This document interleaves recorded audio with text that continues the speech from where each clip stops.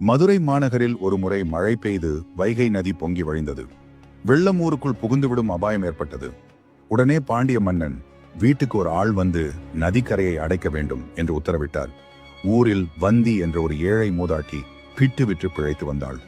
மன்னனின் ஆணைப்படி கரையை அடைக்க அவளால் முடியாமல், என் பங்கை அடைக்க ஆள் இல்லையே என்று சொக்கநாதரை நினைத்து பிட்டு அவித்துக் கொண்டிருந்தாள்.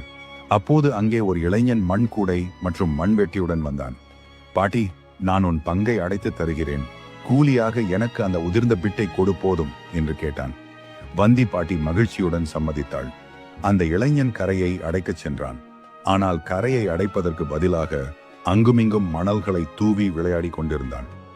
இது போன்ற ஆன்மீக தகவல்களுக்கு நமது சேனலை சப்ஸ்கிரைப் செய்யுங்கள். பிறகு மரத்தடியில் படுத்து நன்றாக தூங்கினான். வேலைகளை மேற்பார்வையிட பாண்டிய மன்னன் குதிரையில் வந்தான். எல்லா இடமும் அடைக்கப்பட்டிருந்தது.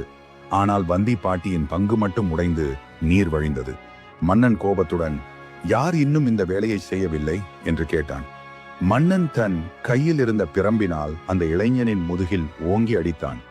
அந்த இளைஞன் மீது பட்ட அந்த வலி மன்னனுக்கும் அங்குள்ள மக்களுக்கும் உயிரினங்களுக்கும் வலித்தது.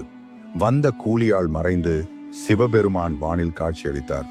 மன்னன் தன் தவறை உணர்ந்து காலில் விழுந்தான் என்று கமெண்ட் செய்து நமது சேனலை ஒரு சப்ஸ்கிரைப் செய்து கொள்ளுங்கள்.